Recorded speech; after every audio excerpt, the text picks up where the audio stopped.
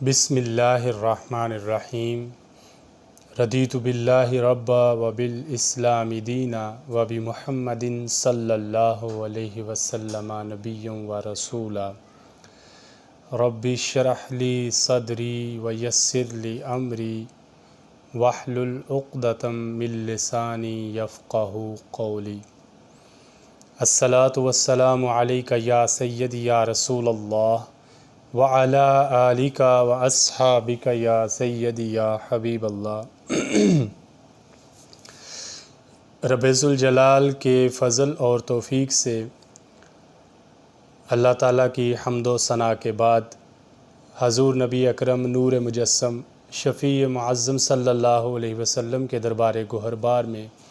ہدیہ درود و سلام عرض کرنے کے بعد، معزز محتشم سامعین، آج ہمارے درس قرآن کا موضوع ہے غزوہ بدر۔ میری دعا ہے کہ رب ذوالجلال ہم سب کو بدر کے شہداء کی برکت سے اسلام پر صحیح معنوں میں قائم رہنے کی توفیق عطا فرمائے، اور شہداء بدر کا فیضان، ان کی برکات ہمیں نصیب فرمائے۔ غزوہ بدر کفر اور اسلام کے درمیان پہلی جنگ کا نام ہے۔ یہ پہلا موقع تھا کہ جب کفر اور اسلام آمنے سامنے اپنی اپنی افواج لے کر بدر کے مقام پر اکٹھے ہوئے تھے۔ غزوہ بدر 2 ہجری کو 17 رمضان المبارک کو جمعہ کے دن مدینہ شریف سے تقریباً 80 میل کے فاصلے پر ایک جگہ ہے جس کے اندر ایک کنواں تھا۔ اس کنویں کا نام بدر تھا، اس وجہ سے اس بستی کا نام بدر پڑ گیا، اور پھر یہ غزوہ چونکہ اس مقام پر ہوا تو اس لیے اس کو غزوہ بدر کے نام سے تعبیر کیا جاتا ہے۔ غزوہ بدر، اس کا پس منظر کیا ہے، یہ کیوں پیش آیا؟ وہی کفار جو مکہ میں مسلمان جب ادھر رہتے تھے اس وقت ان کو ان کے ساتھ جنگ کرنا آسان تھی، اب یہ مدینہ میں جو تقریباً 400 کلومیٹر مکہ سے دور ہے، تو اب یہ مکہ سے چل کر مدینہ میں آ کر جنگ کر رہے ہیں۔ اس کا سبب کیا ہے، اس کی وجہ کیا ہے؟ تو اس کا سبب اور اس کی وجہ یہ تھی کہ اہلیان مکہ، مشرکین مکہ، یہ جانتے تھے کہ اب مدینہ میں مسلمان کثرت سے اسلام قبول کر رہے ہیں لوگ، اور مسلمانوں کا گروہ بڑھتا جا رہا ہے، اور یہ ایک ریاست کی شکل اختیار کر رہے ہیں، اور اگر یوں ہی ان کی بڑھتی ہوئی تعداد آگے بڑھتی رہی تو پھر یہ کل کو کہیں ہمارے لیے خطرہ نہ بن جائیں۔ اس فکر سے اپنی حفاظت کے لیے مشرکین اپنی برائی کو شیلٹر دینے کے لیے یہ انہوں نے محسوس کیا کہ ان کے ساتھ جنگ کی جائے، تو اس جنگ کے لیے انہوں نے منصوبہ بندی کیا کی۔ ان کے قبیلوں نے مل کر، مشرکین مکہ کے قبائل نے مل کر ایک قافلہ تجارت کے لیے ملک شام بھیجا۔ اس قافلے میں بہت زیادہ بھاری رقم کا قیمتی سامان تھا، تو سب مشرکین نے یہ فیصلہ کیا کہ یہ قافلہ تجارت کا جو نفع لے کر آئے گا، ہم اس نفع کو اپنی جیبوں میں نہیں ڈالیں گے بلکہ مسلمانوں کے خلاف اس کو استعمال کریں گے۔ کتنی ناپاک سوچ تھی! تو انہوں نے بہت بڑی بھاری رقم کا ایک قافلہ تجارتی تیار کیا، اور اس قافلے کا سپہ سالار حضرت ابو سفیان کو بنایا۔ چونکہ یہ ابھی اسلام میں داخل نہیں ہوئے تھے، دوسرے گروہ میں شامل تھے، تو نبی کریم صلی اللہ علیہ وسلم کے داماد حضرت ابو العاص، انہوں نے بھی ابھی کلمہ نہیں پڑھا تھا، حضرت زینب رضی اللہ تعالیٰ عنہ کے شوہر نامدار، یہ بھی اس قافلے کے اندر شامل تھے۔ تو یہ قافلہ جب شام کی طرف گیا، پھر واپس آ رہا تھا، تو بڑا نفع ہونا تھا اس قافلے کو، بڑا مال تھا اس کے پاس۔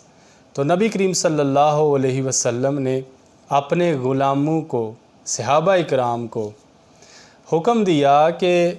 یہ قافلہ جو آ رہا ہے یہ اب بدر کے مقام کے قریب ہے، تو یہ یہاں سے ہمارے مدینہ کے پاس سے ہوتا ہوا جا رہا ہے مکہ،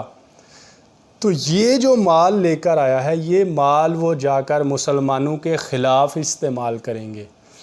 تو کیوں نہ ایسا کریں کہ ان کے اوپر ہی حملہ کر دیں اور ان کا مال جو مسلمانوں کے خلاف استعمال ہونا ہے ہم اس کو مسلمانوں کے فائدے کے لیے استعمال کریں۔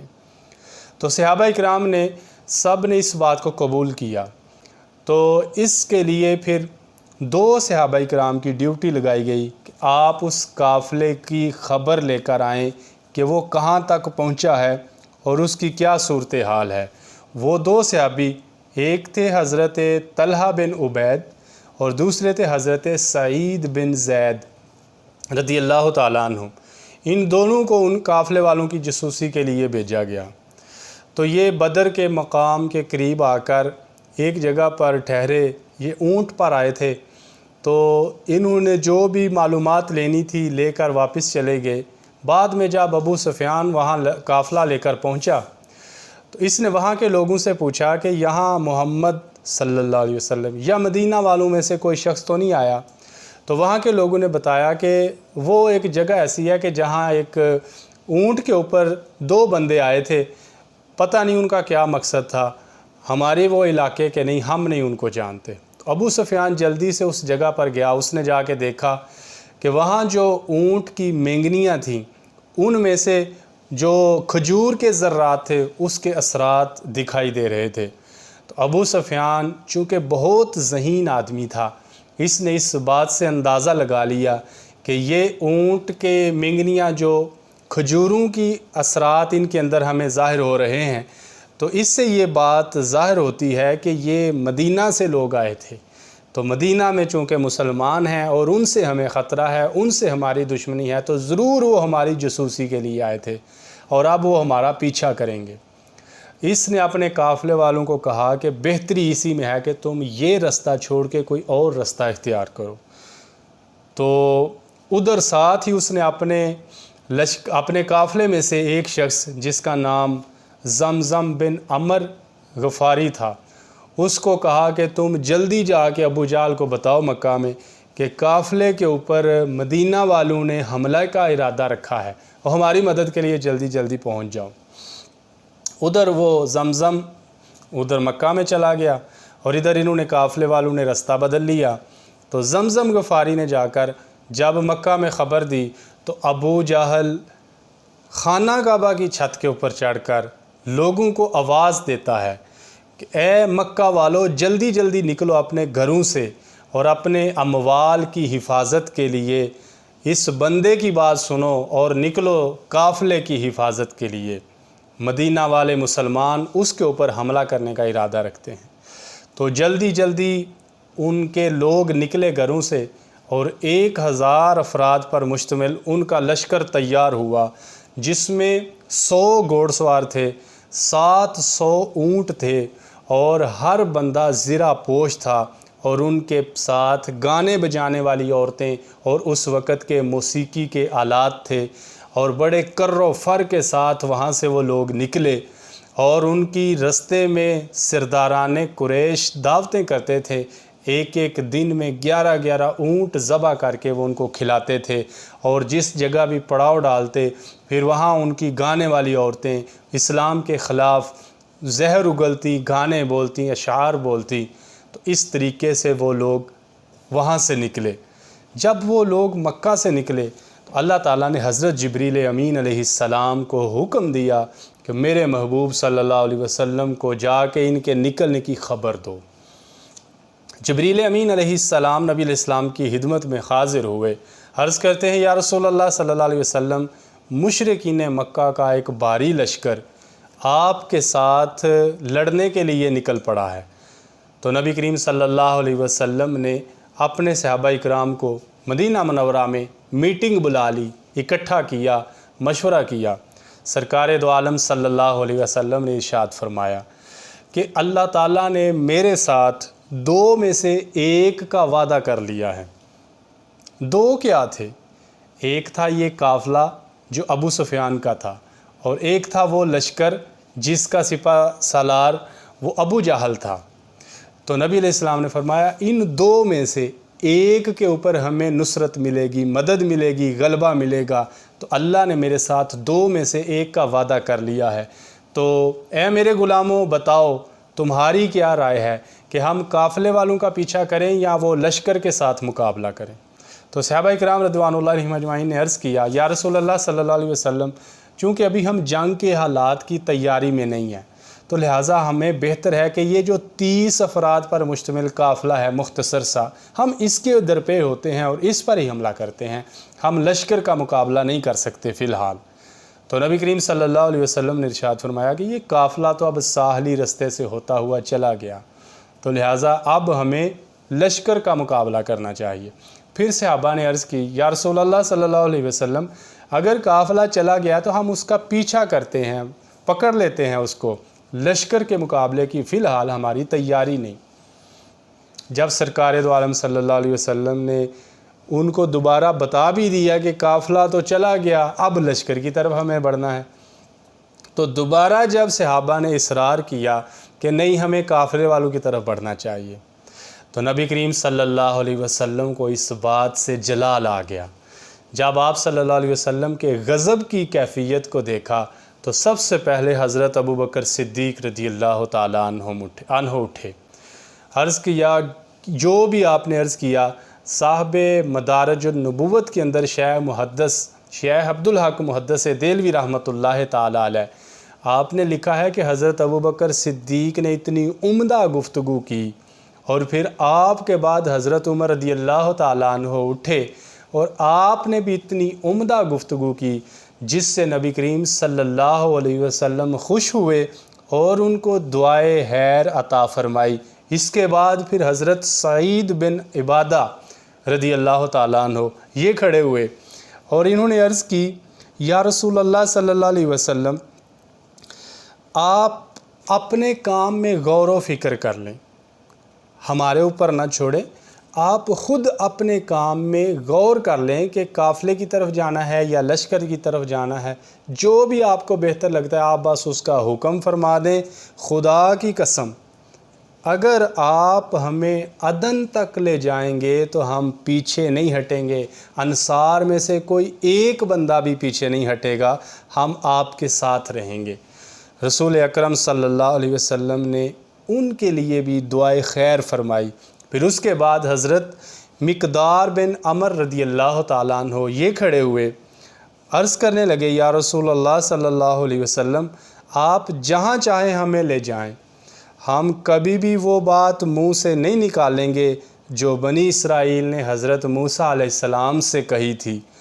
فَاذْهَبْ أَنْتَ وَرَبُّكَ فَقَاتِلًا إِنَّا هَاهُنَا قَاعِدُونَ۔ المائدہ کی آیت نمبر 24 ہے۔ آپ اور آپ کا رب اللہ سے وہ حضرت موسیٰ علیہ السلام سے کہنے لگے بنی اسرائیل، آپ اور آپ کا رب جا کر جنگ لڑو، ہم یہاں ہی بیٹھے رہیں گے۔ تو انہوں نے کہا کہ ہم ہرگز وہ بات نہیں کہیں گے جو بنی اسرائیل نے کہی، بلکہ قسم ہے خدا کی ہم آپ کے ساتھ جائیں گے، مردانہ وار لڑیں گے، اگرچہ برگ غماد تک لے جائیں۔ برگ غماد یہ حبشہ کا ایک شہر تھا، تو فرمایا عرض کی کہ آپ اگر برگ غماد تک لے جائیں گے تو پھر بھی ہم جائیں گے، مردانہ وار لڑیں گے۔ تو نبی کریم صلی اللہ علیہ وسلم نے ان کی بات سنی تو آپ نے تبسم فرمایا اور ان کو بھی دعائے خیر عطا فرمائی۔ پھر اس کے بعد حضرت سعید بن معاذ رضی اللہ تعالیٰ عنہ یہ اٹھے، عرض کرنے لگے یا رسول اللہ صلی اللہ علیہ وسلم، ہم نے آپ کا کلمہ پڑھا، ہم نے آپ کی ہر بات کی تصدیق کی، ہم نے آپ کے ہر حکم کو مانا،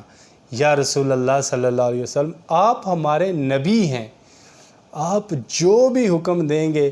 ہم آپ کی ہر بات مانیں گے۔ اگر آپ ہمیں حکم دیں کہ دریا میں داخل ہونا ہے تو یا رسول اللہ صلی اللہ علیہ وسلم ہم دیر نہیں لگائیں گے، دریا میں داخل ہو جائیں گے، اور پھر اللہ کے فضل سے جب ہم آپ کے حکم سے دریا میں بھی داخل ہوں گے تو اللہ کی مدد آ جائے گی اور اللہ کی نصرت آ جائے گی اور ہمارا کام بن جائے گا، ہمارا نقصان نہیں ہوگا۔ سبحان اللہ۔ قربان جاؤں حضرت ابوبکر صدیق رضی اللہ تعالیٰ عنہ کی پہل کرنے پر کہ جب صحابہ کرام کی جماعت پہلے اس قافلے کے درپے ہونے کے لیے اپنی اظہار رائے فرما رہے تھے، لیکن جیسے ہی نبی علیہ السلام کا جلال دیکھا تو حضرت ابوبکر صدیق رضی اللہ تعالیٰ عنہ پہلے نمبر والے نے سب سے پہلے نمبر پر ایکشن لیا اور سرکار کو خوش کر دیا، ایسی گفتگو کی۔ پھر اس کے بعد لائن لگ گئی آپ کی رائے کے ساتھ اتفاق کرنے والے صحابہ کرام کی۔ اور پھر جب یہ فیصلہ ہو گیا کہ اب ہم نے لڑائی کرنی ہے تو قافلے کو چھوڑو، لشکر جو آ رہا ہے اس کے ساتھ ہم نے جنگ کرنی ہے، اس کا ہم نے مقابلہ کرنا ہے۔ بدر میں افواج داخل ہونے سے پہلے نبی کریم صلی اللہ علیہ وسلم نے جو لسٹ بنائی اپنے مجاہدین کی، وہ 313 افراد کی لسٹ بنی، جن میں سے 236 بندے یہ انصار میں سے تھے اور 77 بندے یہ مہاجرین میں سے تھے۔ کل تعداد 313 ہوئی،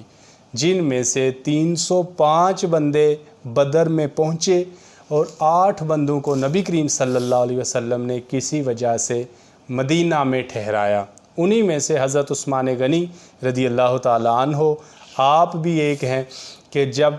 بدر کی طرف نکلنے لگے تھے تو حضرت رقیہ رضی اللہ تعالیٰ عنہ جو نبی کریم صلی اللہ علیہ وسلم کی شہزادی ہیں، یہ حضرت عثمان غنی رضی اللہ تعالیٰ عنہ کی زوجہ محترمہ ہیں، تو یہ بیمار تھیں تو نبی علیہ السلام نے ان کی دیکھ بھال کے لیے ان کو وہیں رکنے کا حکم دیا۔ اور یہ 8 بندے جو نبی علیہ السلام کی ڈیوٹی لگانے پر رک گئے تھے، ان کو بھی اصحاب بدر میں ہی شمار کیا جاتا ہے اور ان کو مال غنیمت میں بھی حصہ ملا تھا۔ تو نبی کریم صلی اللہ علیہ وسلم جب بدر کی طرف جانے لگے تو یہ 12 رمضان المبارک اتوار کا دن تھا۔ تو صحابہ کرام کے پاس کیا تیاری تھی، کیا سواریاں تھیں، کیا اسلحہ تھا جنگ کے لیے؟ اللہ اکبر، صرف 2 گھوڑے تھے نبی کریم صلی اللہ علیہ وسلم، 3 گھوڑے تھے نبی کریم صلی اللہ علیہ وسلم کے صحابہ کے پاس، اور 70 اونٹ تھے، 6 زریں تھیں، 8 تلواریں تھیں۔ تو ایک بندہ ایک سواری پر نہیں بلکہ ایک اونٹ پر باری باری کبھی کوئی سوار ہوتا، کبھی کوئی سوار، ایک اونٹ کتنے لوگوں کے حصوں میں آیا۔ نبی کریم صلی اللہ علیہ وسلم کے پاس جو اونٹ تھا تو آپ کے ساتھ حضرت علی رضی اللہ تعالیٰ عنہ اور حضرت زید بن حارث رضی اللہ تعالیٰ عنہ، یہ 2 صحابی آپ کے ساتھ تھے۔ نبی علیہ السلام کبھی ان کی باری ہوتی پیدل چلنے کی، کبھی غلاموں کی باری ہوتی پیدل چلنے کی۔ جب نبی علیہ السلام کی باری پیدل چلنے کی ہوتی تو دونوں صحابی آپ کو آفر کرتے کہ یا رسول اللہ صلی اللہ علیہ وسلم، عرض کرتے ادب کے ساتھ کہ آپ سوار ہو جائیں، ہم پیدل چلتے ہیں، ہم آپ کے غلام ہیں۔ تو نبی کریم صلی اللہ علیہ وسلم ارشاد فرماتے کہ تم مجھ سے زیادہ طاقتور نہیں ہو اور میں ثواب کے لحاظ سے تم سے زیادہ بے نیاز نہیں ہوں۔ لہٰذا نبی علیہ السلام شفقت فرماتے اور اپنے غلاموں کے ساتھ پیدل چلتے۔ اس طرح چلتے چلتے جب بدر کے مقام پر یہ مسلمانوں کا قافلہ پہنچا تو اس طرف ریتلی زمین تھی مدینہ کی جانب بدر سے، اور مکہ کی جانب مٹی والی جگہ تھی، مٹی والی زمین تھی۔ تو مشرکین جس جگہ پر ٹھہرے تھے انہوں نے کنویں پر بھی قبضہ کر لیا تھا اور انہوں نے مزید اور کنویں بھی کھود لیے تھے، اور وہ پورے اپنے تیاری کے ساتھ، انتظام کے ساتھ موجود تھے اور بڑے غرور میں تھے۔ اور ادھر مسلمانوں کے پاس پانی بھی نہیں تھا اور ریتلی زمین تھی، سواریوں کے پاؤں دھنس رہے تھے، چلنے میں دشواری تھی۔ اور جب صبح ہوئی تو حال یہ تھا کہ کچھ صحابہ اکرام کو غسل کی حاجت تھی تو ان کے پاس پانی نہیں تھا۔ تو جب یہ مسئلہ سامنے آیا تو شیطان نے بعض مسلمانوں کے دل میں یہ وسوسہ ڈال دیا کہ ویسے تو تم سمجھتے ہو کہ تمہارے پاس اللہ کا رسول ہے اور صلی اللہ علیہ وسلم، اور سامنے والے جو ہیں وہ مشرک ہیں، وہ غلط ہیں اور تم صحیح ہو، اور حال یہ ہے کہ تم ناپاکی کی حالت میں صبح کر رہے ہو اور وہ اتنی سہولتوں میں ہیں، ان کا اتنا انتظام ہے، لہٰذا تم اگر حق پر ہوتے تو تمہارے پاس سہولتیں ہوتی، وہ حق پر ہیں۔ شیطان نے بعض مسلمانوں کے دل میں یہ وسوسہ ڈالا، اللہ تعالیٰ نے اس وسوسے کا علاج فرمایا، اسی وقت اتنی زوردار بارش عطا فرمائی کہ جل تھل ہو گئی۔ صحابہ اکرام نے غسل بھی کیے، اپنے جانوروں کو پانی بھی پلایا اور اپنے لیے پانی بھی جمع کیا، سواریوں کے لحاظ سے جو چلتے وقت پاؤں دنستے تھے وہ پریشانی بھی ختم ہو گئی۔ تو دوسری طرف کیچڑ ہو گیا اور ان کا جو سارا رہن سہن کا نظام تھا وہ پریشانی کی طرف چلا گیا، اور ان کا جو نظام تھا وہ سہولت کی طرف آ گیا۔ اس کا ذکر رب ذوالجلال نے اپنی لا ریب کتاب قرآن پاک میں کیا ہے، فرمایا وَيُنَزِّلُ عَلَيْكُم مِّنَ السَّمَاءِ مَاءً لِيُطَهِّرَكُم بِهِ وَيُذْهِبَ عَنكُم رِجْزَ الشَّيْطَانِ، اور اللہ نے آسمان سے پانی اتارا تاکہ اس سے تم پاکی حاصل کرو، اور حق تعالیٰ تمہارے دلوں سے شیطان کا وسوسہ دور فرما دے۔ سبحان اللہ، ابھی بدر کا میدان جنگ کا آغاز نہیں ہوا، اللہ کی مدد آنی شروع ہو گئی۔ سبحان اللہ، جب بندہ اللہ کے نام پہ نکلتا ہے تو اللہ پھر اس کی مدد کے لیے اپنے ذرائع، اپنی مدد کی اس کے لیے جو فراہمی ہے اس کو اس تک پہنچا دیتا ہے۔ سبحان اللہ، اب دونوں فوجیں آمنے سامنے ہو چکی ہیں، اور یہ دن اس کو بھی قرآن پاک میں اللہ تعالیٰ نے ذکر فرمایا، سورہ آل عمران کی آیت نمبر 155 میں فرمایا یوم التقی الجمعان، جس دن دونوں فوجیں، اسلام اور کفر کی فوجیں آمنے سامنے ہوئیں بدر کے دن۔ تو اس وقت پھر حضرت سعید بن معاذ رضی اللہ تعالیٰ عنہ جب نبی کریم صلی اللہ علیہ وسلم کے لیے عریش مبارک تیار ہوا، عریش کیا ہوتا ہے؟ کھجور کے پتوں اور ٹہنیوں سے ایک جھونپڑی، ایک چھپر سا بنا کر سرکار دو عالم صلی اللہ علیہ وسلم سے غلاموں نے عرض کی کہ آپ اس میں رہیں اور ہمارے سیکیورٹی گارڈ آپ کے ارد گرد رہیں گے اور پھر ہم جنگ لڑیں گے۔ تو حضرت سعید بن معاذ رضی اللہ تعالیٰ عنہ عرض کرنے لگے یا رسول اللہ صلی اللہ علیہ وسلم، آپ اس عریش مبارک میں رہیں، اور یہ سواری عریش مبارک کے باہر کھڑی ہے، ہم جنگ لڑیں گے، اور اگر ہم جیت گئے تو پھر تو فابہا، اگر کوئی صورت دوسری ہوتی ہے کہ ہم جیتتے نہیں ہیں تو پھر یا رسول اللہ صلی اللہ علیہ وسلم آپ اس سواری پر بیٹھ کر اہل مدینہ سے مل جائیے، کیونکہ جو مدینہ میں ہم آپ کے غلام وہاں موجود ہیں وہ محبت کرنے میں ہم سے کچھ کم نہیں۔ اللہ اکبر، کتنی پاکیزہ سوچ اور کتنا پاکیزہ انداز تھا گفتگو کا حضرت سعید بن معاذ رضی اللہ تعالیٰ عنہ کا۔ یہ فکر نہیں ہے کہ ہم کیسے جنگ لڑیں گے، ہماری کمانڈ کون کرے گا، فکر ہے تو یہ ہے کہ ہمارے رسول صلی اللہ علیہ وسلم ان کو کوئی مصیبت نہ آ جائے، ان کو کوئی تکلیف نہ پہنچے، ان تک دشمن کا ہاتھ نہ پہنچ جائے، ان تک کوئی کسی قسم کی کوئی دشمن کی ہرزہ سرائی نہ پہنچ جائے۔ تو یہ عرض کرتے ہیں، تو نبی کریم صلی اللہ علیہ وسلم اب جنگ کے آغاز کے لحاظ سے نبی علیہ السلام نے صف بنائی صحابہ کرام کی، تو آپ صلی اللہ علیہ وسلم نے حکم دیا کہ جب تک میں حکم نہ دوں تو تم میں سے کوئی بھی حملہ نہ کرے کسی پر، ہاں البتہ اگر وہ تمہارے قریب آئیں دوسری طرف کے لوگ تو پھر تم ان کے اوپر تیر مارو، اور اتنے تیر نہ مارنا کہ تیر ختم ہو جائیں۔ یہ نبی کریم صلی اللہ علیہ وسلم نے جنگی پالیسی اور حکمت بھی بیان کر دی کہ اپنے اسباب کو بھی بندے کو سنبھال کے رکھنا چاہیے، دشمن کے اوپر حملہ کرتے وقت ایسا نہ ہو کہ سارے تیر چلا دو اور بعد میں پھر ہمارے پاس حملے کے لیے کچھ تیر باقی نہ بچیں۔ خیر، یہ سرکار دو عالم صلی اللہ علیہ وسلم نے ڈیوٹی لگا دی۔ ادھر کفار کی طرف سے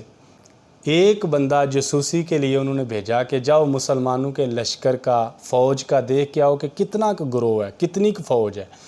کیا تیاری ہے ان کی۔ وہ بندہ جب دیکھ کر واپس گیا تو اس نے کہا تقریباً 300 کے لگ بھگ لوگ لگتے ہیں۔ دیکھیے اس وقت کے لوگوں کا اندازہ کتنا تھا، کتنے ذہین تھے وہ، اور وہ پوری تیاری کر کے آئے ہوئے تھے۔ اور پھر حضرت ابو سفیان چونکہ ابھی کلمہ نہیں پڑھا تھا، انہوں نے دوسرے لشکر میں تھے، وہ ایک اونٹ کی مینگنی سے یہ پہچان گئے کہ یہاں کوئی آیا تھا اور ہمیں راستہ بدل لینا چاہیے۔ تو بعد میں پھر جب یہ اسلام میں داخل ہوئے تو انہوں نے اپنی ساری صلاحیتیں اسلام کو دیں، تو پھر اس سے اسلام کو بہت زیادہ فائدے اللہ نے عطا فرمائے۔ بہرحال اس نے اندازہ لگایا 300 کے لگ بھگ لوگ ہیں، لیکن وہ کہنے لگا کہ ان کے جو احوال ہیں میں ان سے یہ محسوس کرتا ہوں کہ وہ لوگ اپنے کندھوں پر جیسے تمہارے ایک ایک قبیلے کی موت لادے ہوئے ہیں، وہ تمہیں ایسے جیسے کھا جائیں گے، تم ان سے جنگ نہیں کر سکتے، بہتری اسی میں ہے کہ تم واپس چلے جاؤ۔ وہ اتنے بہادر ہیں، وہ اتنے جنگ کے لیے دلیر ہیں، ان کے احوال یہ بتا رہے ہیں کہ ایسی قوم کو ہرانا کوئی آسان کام نہیں، تو بہتری اسی میں ہے کہ تم واپس چلے جاؤ۔ تو جب یہ اس نے جاسوس نے ان کے مشورہ دیا مشرکین کو، تو وہ پھر کچھ لوگوں کی رائے یہی ہوئی کہ ہم واپس چلے جائیں، سرداران قریش کی کچھ کی رائے یہ ہوئی کہ ہم واپس چلے جاتے ہیں، لیکن ابو جہل جو تھا وہ اس بات پر مصر تھا کہ ہم جنگ کریں گے، یہ کچھ بھی نہیں، ہم تو ان کو سنبھال لیں گے، یہ تو تھوڑے سے ہیں، ہماری اتنی تیاری ہے۔ تو پھر جنگ کا آغاز ہوا، تو کفار کی طرف سے 3 بندے نکالے گئے مقابلے کے لیے، عتبہ، شیبہ اور ولید۔ یہ تینوں کو جب نکالا گیا تو انہوں نے پھر للکرا مار کے کہا کہ مسلمانوں کی طرف سے آؤ ہمارے مقابلے میں جو ہے۔ تو پھر نبی کریم صلی اللہ علیہ وسلم کے لشکر میں سے 3 بندے ان کے مقابلے میں نکلے، ایک تھے حضرت عوف اور ایک تھے حضرت معاذ اور ایک تھے حضرت عبداللہ بن رواحہ رضی اللہ تعالی عنہم۔ جب یہ 3 بندے نکلے تو کفار نے ان سے پوچھا کہ تم انصار میں سے ہو یا مہاجرین میں سے ہو، قریش میں سے ہو یا انصار میں سے ہو؟ تو انہوں نے بتایا کہ ہم انصار میں سے ہیں۔ تو کہنے لگے کہ تم سے ہماری کوئی جنگ نہیں، تم سے ہمارا کوئی مقابلہ ہی نہیں بنتا، تم انصار میں سے ہو، ہم قریش میں سے ہیں، قریش کے بندے لاؤ، ہمارے خاندان کے بندے لاؤ، ہمارے سٹیٹس کے لائق بندے لاؤ۔ تو پھر ان کو واپس بلا لیا گیا، مسلمانوں کے جو پہلے 3 فوجی مجاہد گئے تھے، تو پھر ان کے مقابلے کے لیے ان کی ڈیمانڈ کے مطابق قریش میں سے 3 بندے منتخب کیے گئے، جن میں سے ایک صحابی کا ذکر کرتے وقت، پڑھتے وقت، سنتے وقت عقل حیران ہو جاتی ہے اور دل کے اندر ایک عجیب سی کیفیت بن جاتی ہے۔ وہ ہیں حضرت عبیدہ بن حارث رضی اللہ تعالیٰ عنہ، جن کی عمر مبارک ہے 80 سال، 80 سال کی عمر، اور اسلام کی سربلندی کے لیے ہتھیار لے کر لڑنے کے لیے آ گئے مقابلے میں۔ ایک حضرت عبیدہ بن حارث رضی اللہ تعالیٰ عنہ، دوسرے حضرت امیر حمزہ رضی اللہ تعالیٰ عنہ، نبی علیہ السلام کے جو چچا جان ہیں، تیسرے حضرت علی المرتضیٰ شیر خدا رضی اللہ تعالیٰ عنہ۔ یہ 3 بندے مسلمانوں کی طرف سے میدان میں آ گئے، اب جنگ کا آغاز ہونے لگا ہے۔ تو حضرت امیر حمزہ رضی اللہ تعالیٰ عنہ نے شیبہ کو قتل کر دیا، حضرت علی رضی اللہ تعالیٰ عنہ نے ولید کو قتل کر دیا، لیکن عتبہ نے حضرت عبیدہ بن حارث رضی اللہ تعالیٰ عنہ جو بوڑھے صحابی تھے ان کو زخمی کر دیا، یہاں تک کہ آپ کی پنڈلیوں میں سے ہڈی کے اندر سے جو گودا ہوتا ہے، جو مغز ہوتا ہے ہڈی کے اندر، میخ ہوتی ہے، وہ باہر نکل گئی، اتنا کاری زخم لگا آپ کو۔ لیکن حضرت علی رضی اللہ تعالیٰ عنہ اور حضرت امیر حمزہ رضی اللہ تعالیٰ عنہ، ان دونوں نے آگے بڑھ کر عتبہ کو بھی واصل جہنم کر دیا۔ اسلام کے 3 شیر بچ گئے اور کفر کے 3 گندے لوگ جہنم رسید ہو گئے۔ اللہ اکبر۔ اس کے بعد حضرت معاذ اور حضرت معوذ جو حضرت افرا رضی اللہ تعالیٰ عنہ کے بیٹے شہزادے، چھوٹی عمر ہے، انہوں نے پوچھا کہ ابو جہل کہاں ہے؟ تو بتایا گیا ابو جہل وہ کھڑا ہے۔ تو یہ ایسے بجلی کی طرح، جیسے بجلی تیزی سے گزرتی ہے، اتنی تیزی سے ابو جہل کے قریب پہنچے اور جا کر اس کے اوپر حملہ کر دیا، اور اس کی سواری کو جب انہوں نے تلواریں ماری تو ابو جہل نیچے گرا، تو پھر ابو جہل کو بھی انہوں نے تلواریں ماری تو حملہ کر دیا۔ تو ابو جہل کا بیٹا اکرمہ، اس نے جب دیکھا کہ میرے باپ پر حملہ ہوا ہے تو اس نے پھر ان بچوں کے اوپر حملہ کیا۔ حضرت معوذ رضی اللہ تعالیٰ عنہ وہ شہید ہو گئے، اور حضرت معاذ رضی اللہ تعالیٰ عنہ آپ کے بازو پر کافی گہری چوٹ لگی اور آپ کا بازو لٹک گیا۔ تو جب آپ تلوار چلا رہے تھے تو بازو لٹکا ہوا وہ رکاوٹ بنتا تھا، تو آپ نے پاؤں کے نیچے بازو کو دے کر اس بازو کو اپنے جسم سے جدا کر دیا۔ اللہ اکبر! کیا جذبہ تھا، کیا عشق تھا، کیا وہ اسلام کے متوالوں کا خلوص تھا کہ اپنے بازو کو جو رکاوٹ بن رہا ہے اس کو کاٹ کر جدا کر دیا، اپنے ہی پاؤں سے اس کو زور لگا کر جھٹکا دے کر کھینچ کر دور پھینک دیا۔ کس لیے؟ کہ میری تلوار اسلام کی سربلندی کے لیے ہلکی نہ چلے، یہ بازو اگر جدا ہوتا ہے تو جدا ہوتا رہے۔ ابو جہل زمین کے اوپر پڑا ہوا تھا، ابھی اس کی سانسیں چل رہی تھیں کہ اتنے میں ابن مسعود رضی اللہ تعالیٰ عنہ یہ آگے بڑھے اور ابو جہل کے سینے پر چڑھ کر اس کی داڑھی کو پکڑ کر آپ نے فرمایا کہ تو ہی ابو جہل ہے جو اسلام کے خلاف باتیں کرتا تھا، تو ہی ابو جہل ہے جو نبی علیہ السلام کے خلاف باتیں کرتا تھا، آج اللہ نے تجھے رسوا کر دیا، ذلیل کر دیا۔ اور یہ بات سننی تھی تو ابو جہل کی آکڑ اس وقت بھی ختم نہ ہوئی،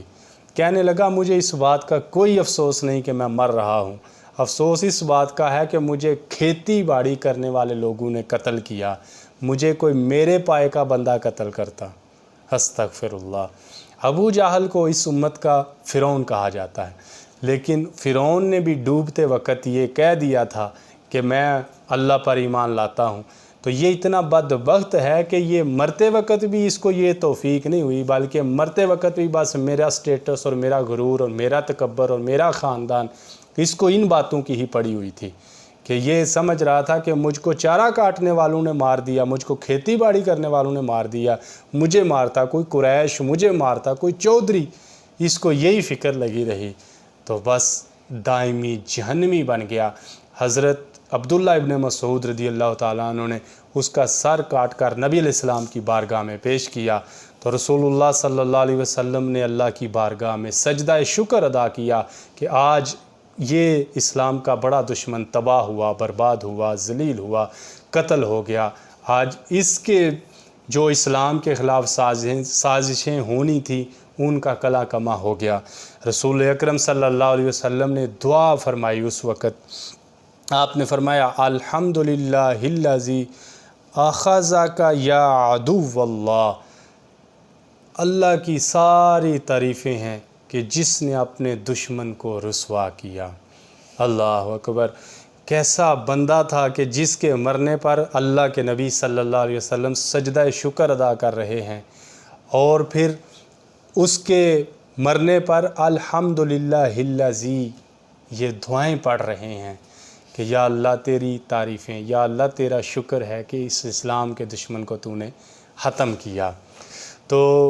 اس کے بعد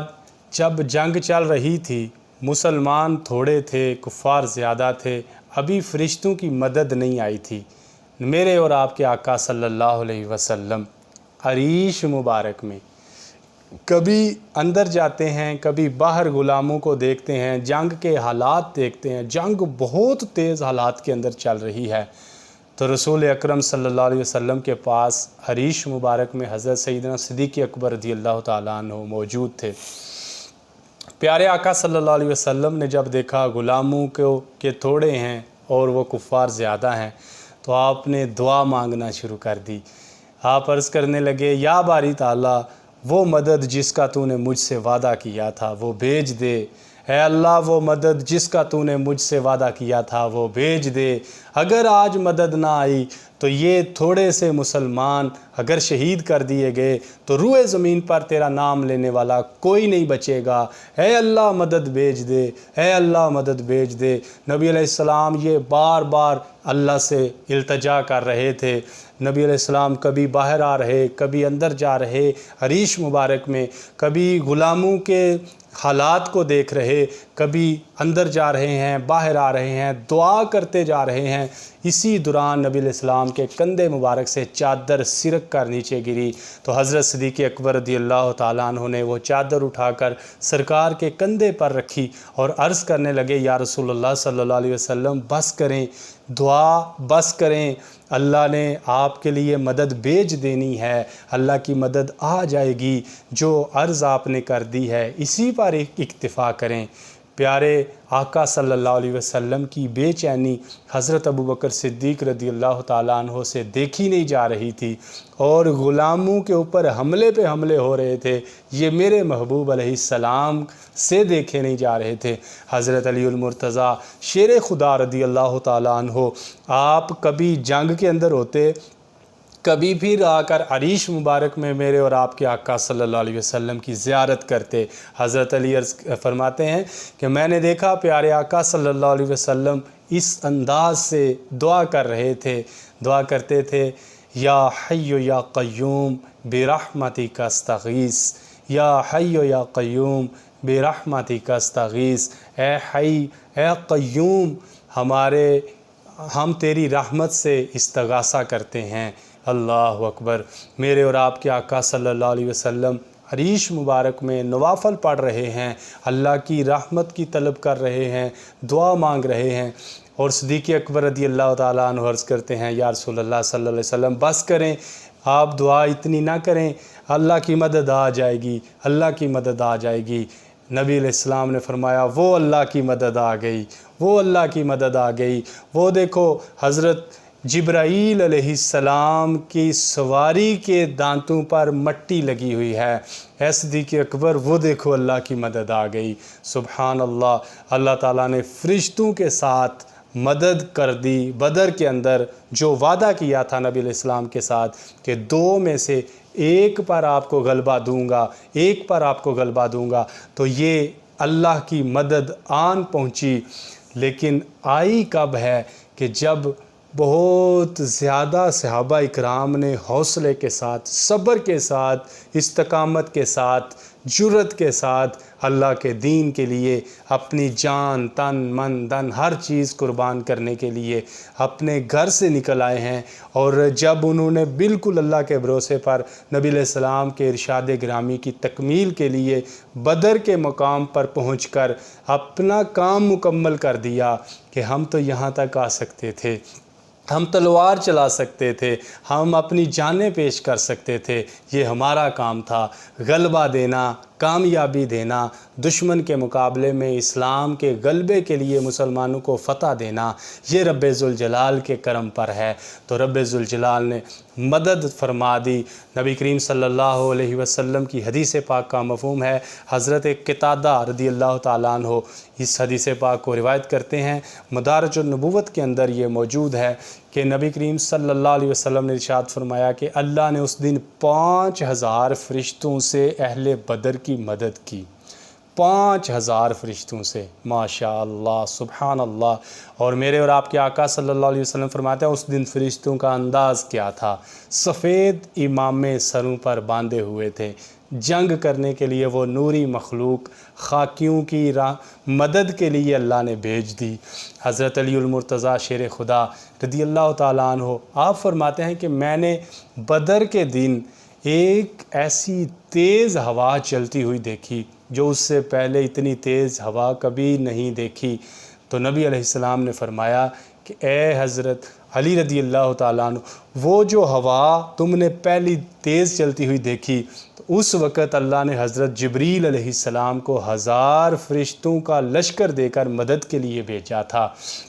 حضرت علی رضی اللہ تعالیٰ عنہ بیان کرتے ہیں میں نے وہ ہوا 3 دفعہ چلتی ہوئی دیکھی۔ تو نبی علیہ السلام نے فرمایا دوسری مرتبہ جب ہوا چل رہی تھی تو اس وقت اللہ تعالیٰ نے حضرت اسرافیل علیہ السلام کو، حضرت میکائیل علیہ السلام کو 1000 کا لشکر دے کر مدد کے لیے بھیجا۔ تو جب تیسری دفعہ ہوا چلی تھی تو اس وقت اللہ تعالیٰ نے حضرت اسرافیل علیہ السلام کو 1000 کا لشکر دے کر مسلمانوں کی مدد کے لیے بھیجا تھا۔ اللہ اکبر۔ فرشتوں کی جب مدد آ گئی تو صحابہ اکرام فرماتے ہیں کہ ہم کافر کے اوپر ابھی تلوار چلانے ہی لگتے تھے کہ ابھی ہم تلوار یوں کیے ہوئے ہوتے تھے، اس کا سار پہلے ہی ہمارے قدموں میں گرا ہوتا تھا۔ اللہ اکبر۔ تو کچھ لوگ جو عینی شاہدین ہیں وہ کہتے ہیں ہم نے ایک پہاڑی پر چڑھ کر دیکھا کہ بدر کے دن آسمان سے ایک بادل نیچے آیا اور اس میں سے سفید رنگ کے لباس والے ابلق گھوڑوں پر سوار کچھ لوگ مخلوق اتری، تو وہ کہہ رہے تھے کہ ہیزوم آگے بڑھو، ہیزوم آگے بڑھو۔ ہیزوم یہ حضرت جبریل امین علیہ السلام کی سواری کا نام تھا۔ تو وہ کہتے ہیں کہ ہم نے دیکھا کہ وہ فرشتے اترے اور انہوں نے آ کر کفار کو قتل کرنا شروع کیا۔ المختصر 70 بندے کفار کے قتل ہو گئے اور 14 صحابہ اکرام وہ شہید ہوئے، جن میں سے 8 بندے انصار کے تھے اور 6 مہاجرین کے تھے۔ تو 70 بندے کفار کے قید کر لیے گئے اور کفار شکست خوردہ ہو کر وہاں سے بھاگ کر انہوں نے اسی بات میں اپنی سلامتی سمجھی، واپس نکل گئے۔ میرے اور آپ کے آقا صلی اللہ علیہ وسلم نے 3 دن تک اس میں، جب وہ کافر بھاگ گئے، 3 دن تک آپ میدان میں رہے کہ اگر وہ واپس جا کر ان کو پھر غیرت جاگے، پھر ان کو شرم آئے کہ ہم اتنے بھاری لشکر لے کر آئے، پھر دم دبا کر بھاگ رہے ہیں، تو واپس آئیں تو ہم ان کا علاج کرنے کے لیے یہاں ہی موجود ہیں۔ 3 دن تک میرے آقا صلی اللہ علیہ وسلم وہی ٹھہرے۔ پھر ان کے 70 مقتولوں میں سے 24 کی لاشوں کو گھسیٹ کر ایک تاریک کنویں میں، جو بند کنواں تھا، اس کے اندر ڈالا گیا۔ محتشم سامعین، یہ لفظوں میں بیان کرنے والی باتیں نہیں ہیں، ان کی کیفیات کو اس تصور میں جا کر سمجھیں اور سوچیں کہ جب حضرت ابو حذیفہ رضی اللہ تعالیٰ عنہ کے باپ کو، جو مشرکین کی طرف سے آیا تھا، جب گھسیٹ کر جہنم اس میں کنویں میں ڈالا جانے لگا تو اس کے حضرت ابو حذیفہ کے چہرے پر پریشانی کے آثار آئے۔ تو نبی علیہ السلام نے فرمایا کہ میرے غلام گھبرا گئے ہو، پریشان ہو گئے ہو؟ تو حضرت ابو حذیفہ رضی اللہ تعالیٰ عرض کرتے ہیں یا رسول اللہ صلی اللہ علیہ وسلم، میرے ایمان پر شک نہ کریں، میں آپ کا سچا غلام ہوں اور آپ کے ساتھ ہوں، میرا دل آپ کے ساتھ ہے۔ میری پریشانی کا سبب یہ بنا ہے کہ میرا والد اچھا بندہ تھا، حلم والا تھا، نیکیاں کرنے والا تھا، تو مجھے امید تھی کہ یہ اسلام قبول کرے گا۔ آج وہ امید ختم ہو گئی ہے کہ یہ دائمی جہنمی بن گیا، اس وجہ سے میرے دل میں پریشانی کے آثار آئے ہیں۔ اللہ اکبر۔ پھر میرے اور آپ کے آقا صلی اللہ علیہ وسلم نے ارشاد فرمایا تھا کہ اس غزوہ میں جو میرے چچا عباس آئے ہیں، یہ آئے نہیں ہیں، ان کو زبردستی لایا گیا ہے، تو لہٰذا اگر یہ کسی کی تلوار کے نیچے آئیں تو ان کو قتل کرنے میں احتیاط کی جائے۔ تو یہ حضرت ابو حذیفہ انہوں نے یہ بات کہی تھی کہ اگر یہ ہماری تلوار میں کے نیچے آئیں گے تو ہم ان کو نہیں چھوڑیں گے، ہم اپنے بھائیوں کو قتل کریں، ہم اپنے دوسرے رشتہ داروں کو قتل کریں اور ان کو کیوں چھوڑیں؟ حضرت عمر رضی اللہ تعالیٰ عنہ اور دیگر صحابہ اکرام کو اس بات پر غصہ آیا اور انہوں نے اس بات کا اظہار بھی کیا، لیکن حضرت ابو حذیفہ رضی اللہ تعالیٰ عنہ چونکہ بدری صحابی ہیں اور نبی علیہ السلام نے ان کو اس بات کی وجہ سے کوئی حکم نہیں فرمایا، تو اس لیے آج ان کے اس عمل کی وجہ سے کسی بھی نبی علیہ السلام کے غلام کو ان کے اوپر کسی قسم کی زبان کھولنے کا کوئی حق حاصل نہیں ہے۔ رسول اکرم صلی اللہ علیہ وسلم نے جب ان کو کنویں کے اندر پھینکا تو آپ نے فرمایا کہ میں تمہیں کہتا تھا جو عذاب کا وعدہ کرتا تھا، آج وہ عذاب تم نے دیکھ لیا، سچا پا لیا۔ تو حضرت عمر رضی اللہ تعالیٰ عنہ عرض کرنے لگے یا رسول اللہ صلی اللہ علیہ وسلم کیا یہ مرے ہوئے سنتے ہیں؟ تو نبی علیہ السلام نے فرمایا کہ یہ تم سے کم نہیں سنتے، بس یہ ہے کہ یہ جواب نہیں دے سکتے، یہ سنتے ہیں۔ تو جو مر جائے وہ کافر بھی ہو تو وہ سنتا ہے، صرف وہ جواب نہیں دے سکتا۔ یہ صحیح بخاری شریف کی حدیث پاک کا مفہوم ہے۔ آج اس میں بھی کچھ لوگ کہتے ہیں کہ تم جا کر قبروں میں جو ان کے ساتھ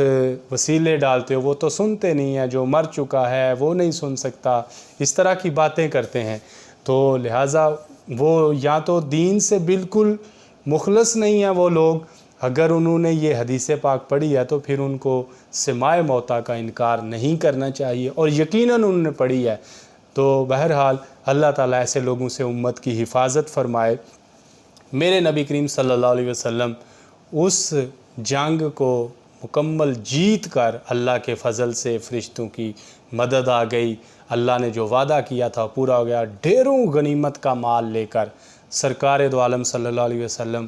مدینہ کی طرف واپس تشریف لاتے ہیں۔ یکم شوال عید کا دن تھا جب سرکار دو عالم صلی اللہ علیہ وسلم مدینہ پاک پہنچے۔ مدینہ پاک پہنچے تو اس وقت آپ کی شہزادی حضرت رقیہ رضی اللہ تعالیٰ عنہ آپ کا وصال ہو چکا تھا اور آپ کے تدفین کا مرحلہ جاری تھا۔ نبی علیہ السلام وہیں آ کر قبر پر آپ نے آنسو بہائے، اور سرکار دو عالم صلی اللہ علیہ وسلم نے اللہ کی رضا پر اپنی ہر چیز کو اللہ کی رضا کے سپرد کیا ہوا کہ رمضان میں اگر جنگ کا حکم آ گیا تو یا اللہ ہم حاضر ہیں، اگر 313 کا 1000 کے لیے مقابلے کا حکم آ گیا یا اللہ ہم حاضر ہیں، اگر وہاں سے واپس آیا ہوں تو اپنی بیٹی کا جو منظر مجھے دفن کا آ کے دیکھنا پڑا، یا اللہ ہمیں اس بات پر بھی ہم تیری رضا پر راضی ہیں۔ اللہ اکبر۔ میرے آقا صلی اللہ علیہ وسلم کی زندگی میں کتنے ایسے حالات آئے کہ جس میں انسان کو بڑی مشکل سے صبر کرنا پڑتا ہے، لیکن آقا صلی اللہ علیہ وسلم نے ہر حال میں اپنی عبادتیں قائم رکھیں، اپنے رب کی رضا کو ہر وقت ملحوظ رکھا، اور ہمیں بھی یہ سبق دیا کہ اے غلاموں یہ زندگی 4 دن کی ہے۔ جو بدر میں مشرکین مارے گئے تھے 1441 سال، اس سے بھی زیادہ کا عرصہ ہو چکا ہے، آج تک جہنم میں ہیں اور دائمی جہنم میں رہیں گے، اور جو مسلمان تھے اس وقت سے جو شہید ہوئے وہ جنت میں ہیں اور دائمی جنت میں رہیں گے۔ یہ زندگی عارضی ہے۔ واقعہ بدر ہمیں یہ بات بھی سکھاتا ہے کہ اسلام کے لیے قربانی دیتے ہوئے بندے کو کسی قسم کا کوئی یہ نہیں ہونا چاہیے کہ میرا یہ نقصان ہو جائے گا دنیاوی۔ ارے دنیاوی نقصان کچھ بھی نہیں، آخرت کا فائدہ سب سے بڑا فائدہ ہے، اللہ کی رضا سب سے بڑی چیز ہے جس کو میسر آ جائے۔ تو نبی کریم صلی اللہ علیہ وسلم جب مدینہ پاک پہنچے تو 70 لوگوں کو جن کو قیدی کیا ہوا تھا، پھر مشورہ کیا صحابہ کرام سے کہ یہ جو قیدی ہیں ان کو قتل کیا جائے یا پھر فدیہ لے کر چھوڑ دیا جائے۔ حضرت عمر رضی اللہ تعالیٰ عنہ عرض کرتے ہیں یا رسول اللہ صلی اللہ علیہ وسلم، یہ اسلام کو نقصان پہنچانے کے لیے ہتھیار لے کر ہمارے سامنے کھڑے ہوئے، ان کو قتل کیا جائے، اور جس کا جو رشتہ دار ہے اس کو تلوار دیں، حضرت امیر حمزہ کو تلوار دیں کہ وہ حضرت عباس کا سر قلم کریں، جو حضرت علی رضی اللہ عنہ کو تلوار دیں کہ وہ حضرت اپنے بھائی عقیل کا سر قلم کریں، اور مجھے تلوار دیں میں اپنے عزیزوں کا سر قلم کروں۔ اللہ اکبر۔ یہ حضرت عمر رضی اللہ تعالیٰ عنہ نے جلال اور اپنے اسلام کے ساتھ جو وابستگی تھی اور طبیعت میں جو جلال تھا اس کے پیش نظر ادب کے اندر رہتے ہوئے اپنی رائے کا اظہار نبی علیہ السلام کے سامنے پیش کر دیا۔ پھر حضرت صدیق اکبر رضی اللہ تعالیٰ عنہ نے عرض کیا یا رسول اللہ صلی اللہ علیہ وسلم، اس امید پر کہ یہ لوگ شاید اسلام قبول کر لیں، اور پھر اس امید پر کہ ان کے عوض ہم مسلمانوں کو فدیہ ملے گا تو مسلمانوں کے مالی حالات بھی بہتر ہوں گے، تو تو لہٰذا فائدہ اسلام کا زیادہ اس میں ہے کہ ان کو فدیہ لے کر آزاد کر دیا جائے۔ تو نبی کریم صلی اللہ علیہ وسلم نے ارشاد فرمایا اللہ تعالیٰ نے لوگوں کے دل مختلف بنائے، کہ حضرت عمر رضی اللہ عنہ نے فرمایا کہ تمہارا دل اللہ تعالیٰ نے حضرت نوح علیہ السلام کی طرح بنایا، کہ جب ان کی قوم نے بات نہیں مانی تو پھر انہوں نے اپنی قوم سے جب ایمان نہ لانے کا سمجھ لیا کہ اب یہ ایمان نہیں لائیں گے، تو انہوں نے بھی دعا کی کہ یا اللہ ایک بھی کافر نہ چھوڑ، ان کے اوپر عذاب آ جائے۔ پھر عذاب آ گیا، اور پھر حضرت ابوبکر صدیق سے نبی علیہ السلام نے فرمایا کہ تمہارا دل اللہ نے حضرت ابراہیم علیہ السلام کی طرح بنایا، کہ حضرت ابراہیم علیہ السلام نے جو لوگ ایمان لائے ان کے لحاظ سے اللہ سے یہ عرض کی کہ یا رب جو ایمان لے آئے وہ ایمان لے آئے، اور جنہوں نے میری فرما برداری کر لی انہوں نے میری فرما برداری کر لی، تو جنہوں نے نہیں کی یا اللہ ان کو تو چاہے تو معاف کر دے۔ جو حضرت ابراہیم علیہ السلام نے عذاب نہیں مانگا بلکہ اللہ کے سپرد ان کا معاملہ کر دیا۔ تو ہیں ان کی طبیعت بھی اللہ کو پسند اور ہیں ان کی طبیعت بھی اللہ کو پسند، اس میں کوئی کسی پر تنقید نہیں کر سکتا۔ بہرحال پھر یہی رائے طے پائی کہ ان کو فدیہ لے کر چھوڑ دیا جائے۔ تو جب فدیہ لینے پر اتفاق ہوا تو حضرت عباس رضی اللہ تعالیٰ عنہ، چونکہ ابھی وہ ایمان نہیں لائے تھے، دوسرے لشکر میں تھے، تو اب چونکہ ہم ان کو اسلام کے بعد کا جو تعارف ہے تو رضی اللہ تعالیٰ عنہ ہی کہتے ہیں، اس لیے وہ الفاظ ان کے نام کے ساتھ زبان پر جاری ہو جاتے ہیں۔ حضرت عباس نے عرض کی یا رسول اللہ صلی اللہ علیہ وسلم میرے پاس مال نہیں ہے،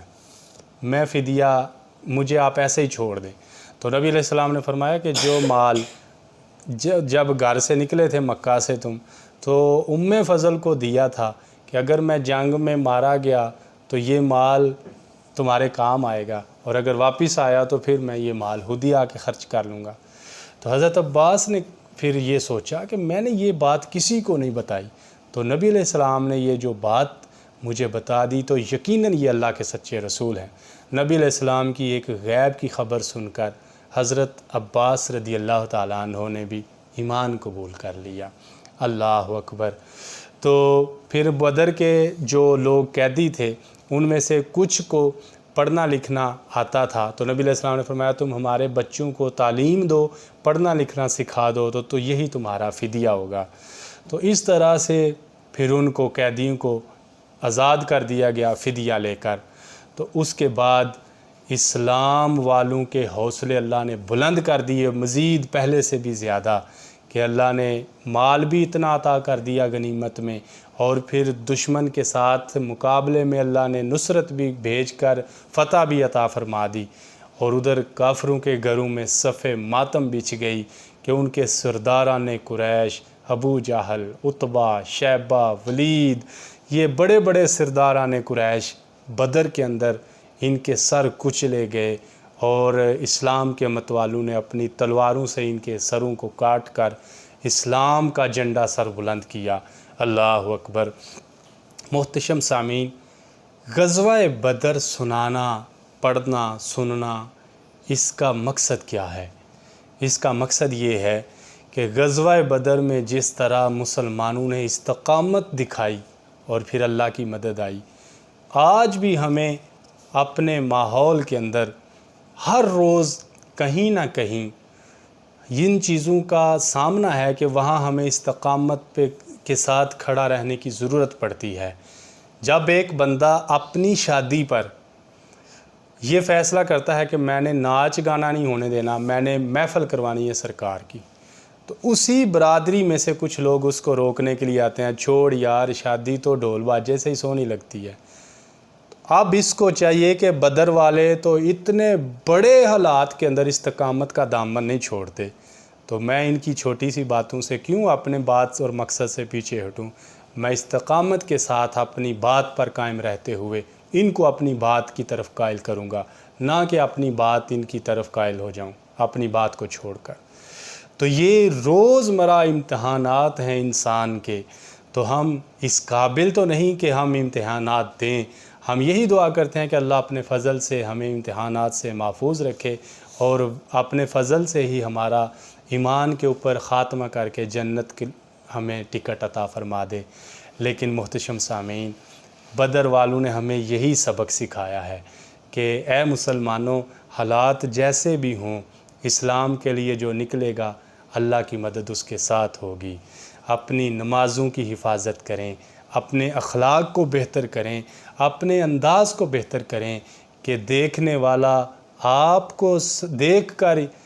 حیرت میں پڑ جائے کہ یہ معاشرے کے اندر کیسا انسان ہے کہ فرشتہ صفت ہو گیا ہے، نہ کبھی جھوٹ بولتا ہے، نہ کبھی آنکھوں کو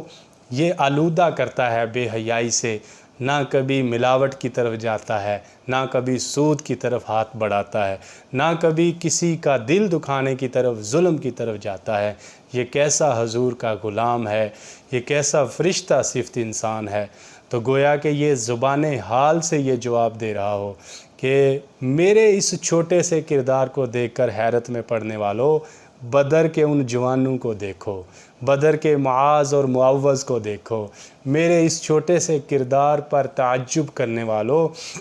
بدر میں وہ بوڑھے صحابی حضرت عبیدہ بن حارث کو دیکھو جو پنڈلی پر اتنا سخت زخم لگا ہوا تھا، اسی وقت ان کی شہادت نہیں ہوئی، بلکہ بدر سے واپس آتے ہوئے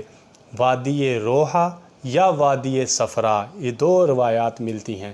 وہاں پر آ کر ان کا انتقال ہوا تھا، شہید ہوئے تھے، وہیں پر آپ کا مزار بنا۔ تو حضرت عبیدہ بن حارث رضی اللہ تعالیٰ عنہ نبی علیہ السلام سے عرض کرنے لگے، جب ان کی ٹانگ میں بہت زیادہ چوٹ لگ چکی تھی کہ وہ پنڈلیوں میں سے گودا باہر آ چکا تھا، تو کیا عرض کرتے ہیں؟ کیا یہ عرض کرتے ہیں یا رسول اللہ علیہ وسلم درد بڑی ہے، مجھے جلدی جلدی ایمرجنسی میں بھیج دو مدینہ واپس؟ کیا یہ عرض کرتے ہیں کہ مجھے کپڑا باندھ دو، میری تکلیف کم ہو جائے؟ یا کوئی یہ عرض کرتے ہیں کہ میرے پیچھے بچے چھوٹے چھوٹے ہیں یا رسول اللہ صلی اللہ علیہ وسلم اب میری تو ٹانگیں معذور ہو گئی ہیں، ان کا خیال رکھنا؟ خدا کی قسم ان ساری معروضات میں سے ایک عرض بھی نہیں کی۔ عرض کی تو کیا کی، عرض کرنے لگے یا رسول اللہ صلی اللہ علیہ وسلم، کیا میں شہید نہیں ہوں؟ مجھے شہادت کا درجہ نہیں ملے گا؟ تو نبی علیہ السلام نے فرمایا تمہیں شہادت کا درجہ ملے گا۔ اللہ اکبر! یہ تھے وہ بدر والے جن کو اللہ نے جھانک کر دیکھ کر فرمایا میں نے اہل بدر سے اپنی رضا کو مکمل کر لیا، آج کے بعد یہ جو بھی کریں میں ان سے کبھی ناراض نہیں ہوں گا، کیونکہ یہ بدر والے ہیں، کیونکہ یہ بدر والے ہیں۔ پھر ایک روایت کا مفہوم ہے کہ جو صحابہ بدر میں گئے اور جو بدر میں نہیں گئے یہ آپس میں مرتبے میں برابر نہیں ہیں۔ بدر عظمتوں کا حوالہ ہے، بدر استقامت کا حوالہ ہے، بدر ایک اسلام کی سربلندی کا دن ہے۔ اللہ تعالی ہمیں بدر کا فیضان عطا فرمائے اور بدر کے مجاہدین کی دل سے رسپیکٹ اور ان کے کردار کو ہمیشہ یاد رکھنے کی اور اس کو اختیار کرنے کی توفیق عطا فرمائے۔ دوران گفتگو کوئی غلطی ہو وہ کریم رب اپنے فضل سے معاف فرمائے۔ دوران گفتگو جو قابل عمل باتیں ہیں کی ہیں، اللہ ان پر عمل کی توفیق عطا فرمائے۔ وآخر دعوایا ان الحمد للہ رب العالمین۔